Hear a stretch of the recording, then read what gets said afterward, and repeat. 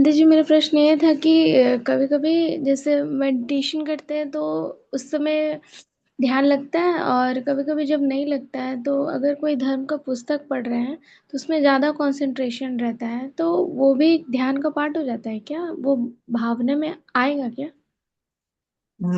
वो उसको ध्यानांग नहीं उसके साथ ध्यानांग उत्पन्न नहीं होते, लेकिन ऐसी चीज करने से आपके पुण्य बढ़ते हैं।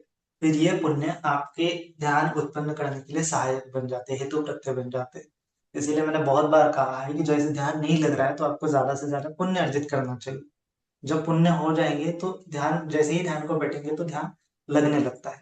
सो ये बहुत चीज है, क्योंकि ध्यान मतलब क्या है, एक अपने आप में पुनीत चित्त की अवस्था है ना। वो जितना आपका पुण्य संचय होगा उतना देर तक आप उस अवस्था में रह सकते हैं। यही कंसेप्ट है। सो इसीलिए बोला गया है पुनीति चित्तन पुण्य, क्यों बोला गया है कि चित्त को पुनीत करने वाली अवस्था। सो ये ध्यान अपने आप में पुण्य है ना। सो जैसे ही आपका चित्त पुनीत हो रहा है, इसका मतलब आपको ये सम्यक व्यायाम उत्पन्न हो रहा है, कुशल धर्म आपके मन में उत्पन्न हो रहा है। और लास्ट का सम्यक व्यायाम क्या है कि जो उपन्नान कुशलानंद धम्मानंद द्वितीया असमोसाय भीमो भावाय वेपुल्लाय भावनाय पारिपूर्या होती चंदन जनि दिवाय वीर्यंग आरभ्यति चित्तम पगढ़ाति पदहति। तो उसको स्थिर रखने का अभी व्यायाम करना है। तो स्थिर भी कब रहता है कि जब लॉट ऑफ पुण्य है, तो हमेशा चित्त पुण्य में जा रहा है, ये नहीं तो वो पुण्य, ये नहीं तो वो पुण्य, ये नहीं तो वो पुण्य। आप लगातार 24 घंटे में एटलीस्ट शुरुआत में वो 1 घंटा पुण्य करेगा, फिर 2 घंटा पुण्य करेगा, फिर 4 घंटा, फिर 10 घंटा, ऐसे करते करते वो 24/7 होना चाहिए। लेकिन नहीं होता है, इसका मतलब क्या है कि अभी भी पुण्य की कमी है। सो वो स्टेबल रखना है, मतलब कि जो पुनीत भाव है हमारे मन में उसको स्टेबल रखना ही क्या है, वो चौथा सम्यक व्यायाम है। और ऐसी अगर हम प्रैक्टिस करेंगे तो ये प्रैक्टिस आपको ध्यान में उत्पन्न हो जाती है, ध्यान लगने में सहायक करती है।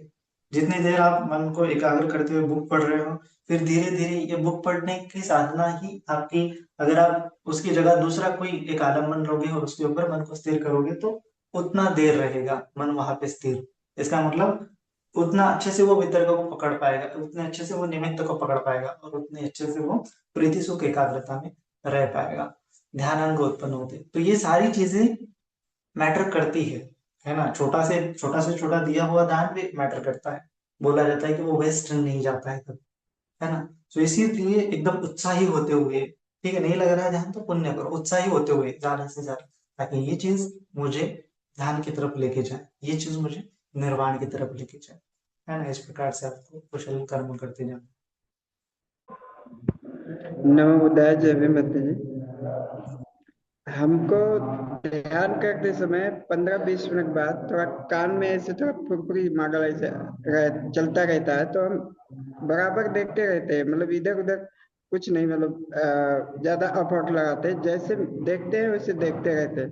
तो क्या इसको निमित्त बोल सकते हैं?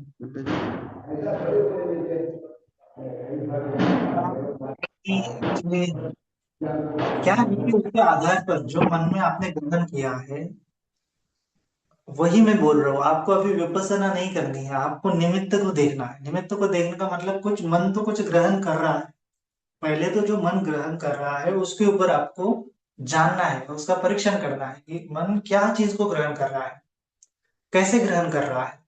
फिर ग्रहण करते समय उसको सुख आ रहा है कि दुख आ रहा है। अगर सुख आ रहा है तो वो अच्छी चीज है, कुशल धर्म है। कुशल धर्म से कभी दुख नहीं आता है, अकुशल धर्म के कारण ही दुख उत्पन्न होता है। सो मन अगर कुशल चीज को पकड़ेगा तो सुख महसूस करेगा, है ना। सो इसीलिए इन चीजों को ध्यान में सब सुख सुख ही है, कुशल कुशल ही है, अकुशल नहीं है ना। तो इसका मतलब कोई पेन नहीं है ध्यान में, कोई पीड़ा नहीं है ध्यान, है ना। तो ऐसी चीज, मन ऐसी चीज को ग्रहण कर रहा है कि जो उसको सुखी कराता है। जो चीज पकड़ने के बाद मन को सुख का अनुभव होता है, उस चीज को जानना है कि ये निमित्त है। तो इसीलिए पहले मन क्या पकड़ रहा है, क्या छोड़ रहा है, क्या पकड़ने से खुश होता है, ये चीज को नोटिस करना, ये सम्यक व्यायाम करना अनिवार्य है।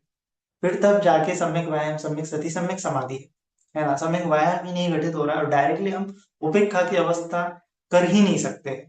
इसीलिए विपස්සना का मतलब क्या है, उपेक्षा की अवस्था है। विपස්සना का मतलब प्रज्ञा की अवस्था है। और भगवान जी ने साफ साफ बताया, समाहित चित्तम यथाभूतम पजराति। कि जब तक चित्त समाहित नहीं होता है तब तक वो यथाभूत जान ही नहीं सकता। जैसे है वैसा आप बोल तो रहे हैं, लेकिन जैसा है वैसा आप जान नहीं रहते, क्योंकि चित्त समाहित नहीं हुआ है। ठीक है, समाहित होने का अर्थ क्या है कि ये चीजें उसके अंदर होनी ही चाहिए। वितर्क, विचार, प्रीति, सुख, एकाग्रता, निमित्त, यानी ये प्रीति सुख एकाग्रता होनी ही चाहिए। प्रीति सुख एकाग्रता तो को छोड़ दो, लेकिन प्रीति सुख तब जाके वो आप चेक कर सकते हैं कि सुख आ रहा है, प्रीति आ रही है, तो मैं ध्यान की तरफ बढ़ रहा हूँ। लेकिन केवल एकदम जबरदस्ती मन को एकाग्र करना मतलब एकाग्रता नहीं है। जैसे पिछले बहुत सारे वीडियो बनाए हैं उसके ऊपर के, मिथ्या समाधि भी होती है, सम्यक समाधि भी होती है, लोकीय समाधि भी होती है। तो समाधि में भी भेद है। समाधि मतलब मन की स्थिरता, लेकिन किस आधार पर मन स्थिर हो रहा है उसके अनुसार उसमें चेंजेस होते हैं। सो दुख मिल रहा है, आपका चित्त स्थिर हो रहा है, स्थिर कर रहा है एकदम जबरदस्ती, तो वो अंतकील मथानो योगों की तरफ जाता है। वो सम्यक समाधि नहीं, वो मिथ्या समाधि की तरफ बढ़ जाता है ना। जबरदस्ती नहीं करना है, एकदम सुख के साथ, प्रीति सुख एकाग्रता के साथ हमें आगे आगे बढ़ना है। इसके लिए निमित्त को और अच्छे ढंग से खोजो कि क्या चीज आपको सुखी करा रही है अंदर में। क्या चीज है जिसको पकड़ के मन आधा घंटा रहता है शरीर में और सुखी रहता है, और क्या पकड़ने से उसको पीड़ा होती है, दुख होता है, तो उस चीज को नहीं ग्रहण करना। जो चीज से सुखी हो रहा है मन, प्रीति मिल रही, उस चीज को ज्यादा से ज्यादा पकड़ना है, उसमें ज्यादा से ज्यादा लिप्त रहना है ना, कोई दिक्कत नहीं है ना। उसको अच्छे से एकदम ग्रहण करने के बाद फिर बाकी की जो चीजें है उनको जानना है कि वो अनित्य है। बाकी की चीजें जो जानना है दुख है, बाकी की चीजों को जानना है अनात्म है।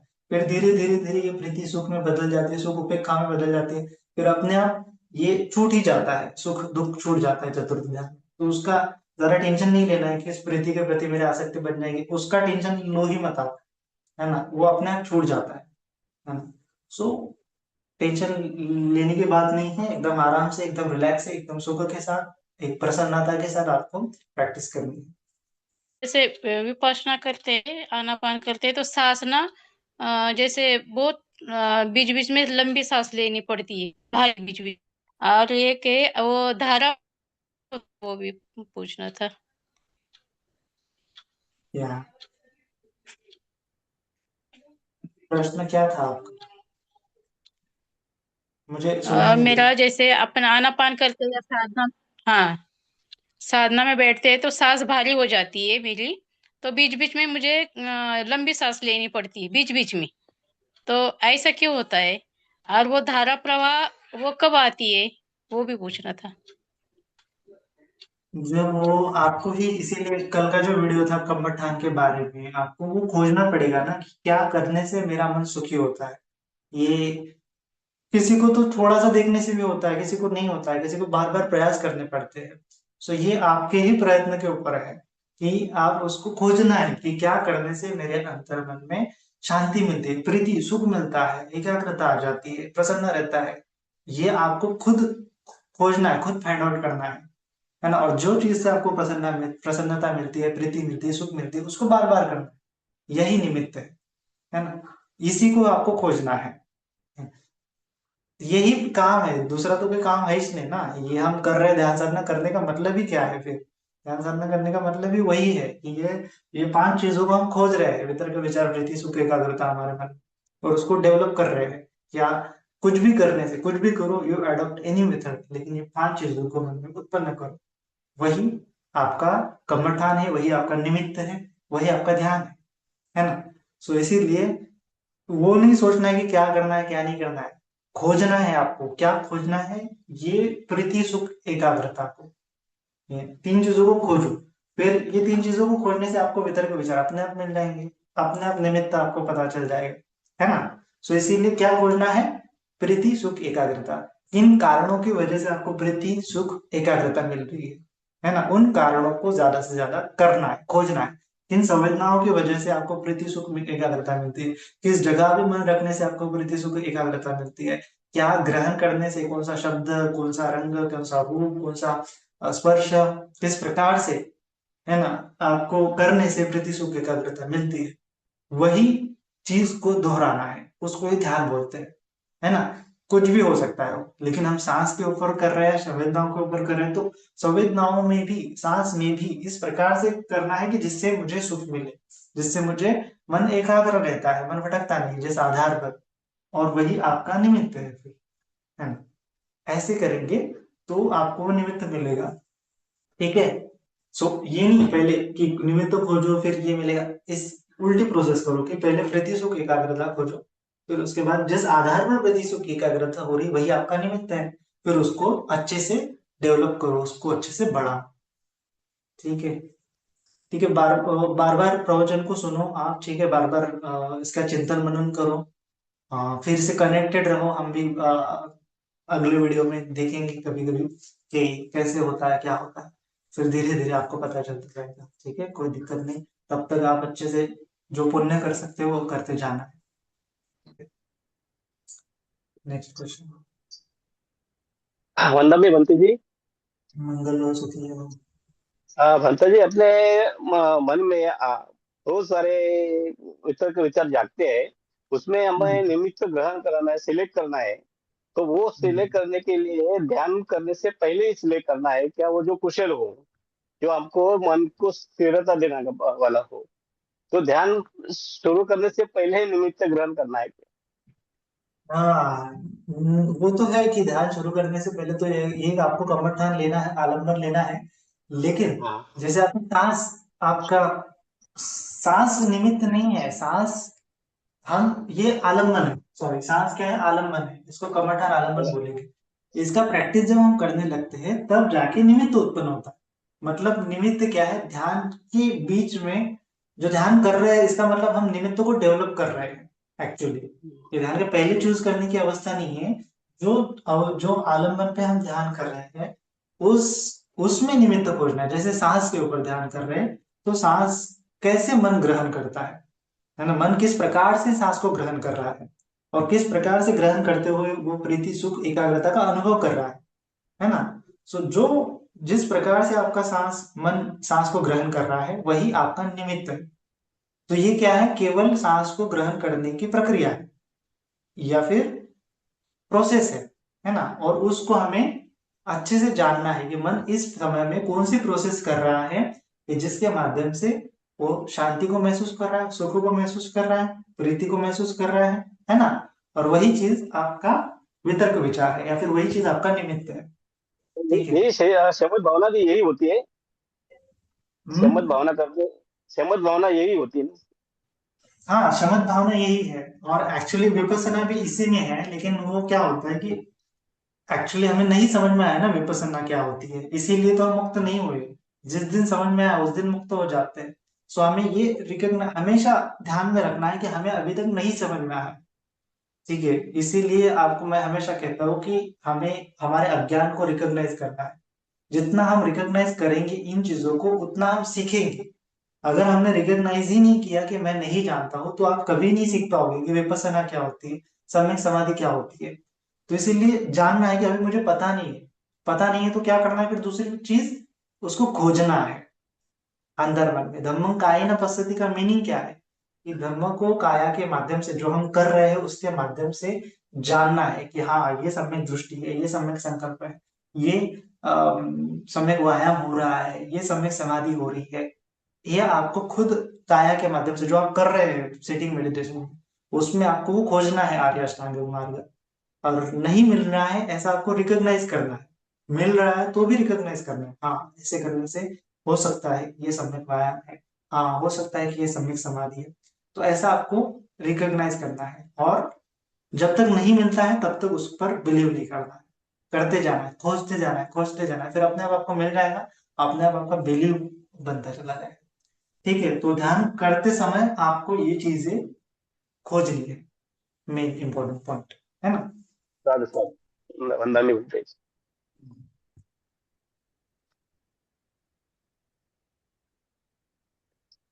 नेक्स्ट। वंदा में भंती जी। भंती जी, भागदौड़ की जिंदगी में जो दिन भर की जीवन जीते हैं, शाम में ध्यान में बैठे तो दिन भर की विचार सब मन में चलते हैं, लेकिन सवेरे में जो ध्यान करते हैं सुबह 5 बजे, तो एकदम श्रद्धा से बैठता हूँ तो अच्छी फीलिंग आती है, प्रीति से भर जाता है मन।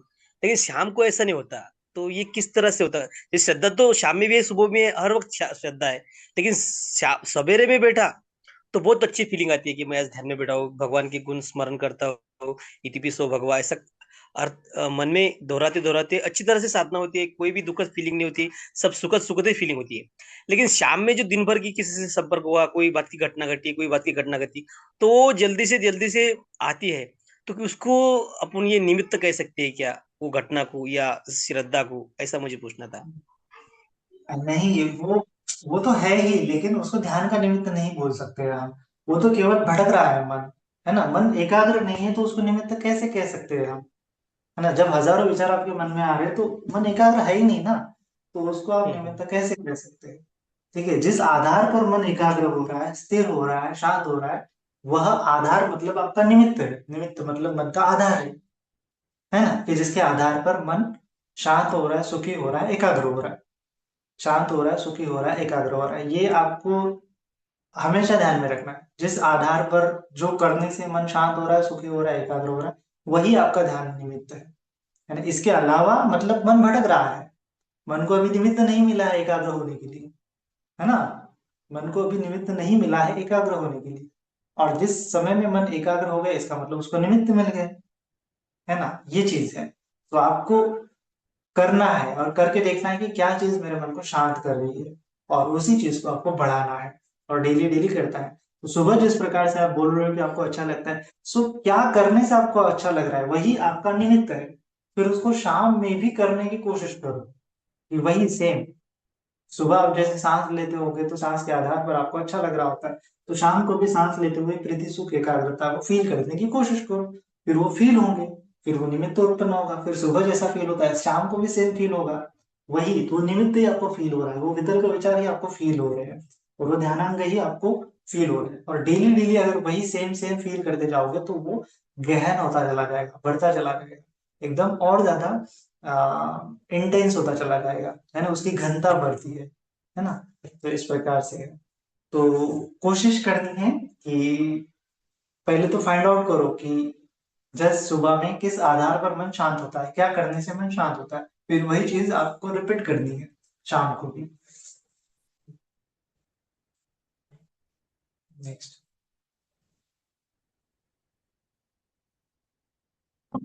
लास्ट प्रश्न।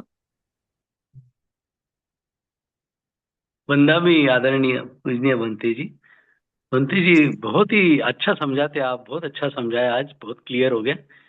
बनते जी छोटा सा एक शंका थी मेरे को, थोड़ा धर्म के अंतर्गत ही है, पर भगवान के अभिज्ञा के संबंध में था कि एक बार जब वो 250 कोलिये और 250 शाक्य लोगों को लेके, राजकुमार को लेके, उनको जब वो अरहंत हो जाते तब उनको ले आके कपिलवस्तु की उत्तर दिशा में जाते और महासमय सूक्त का उपदेश देते भगवान।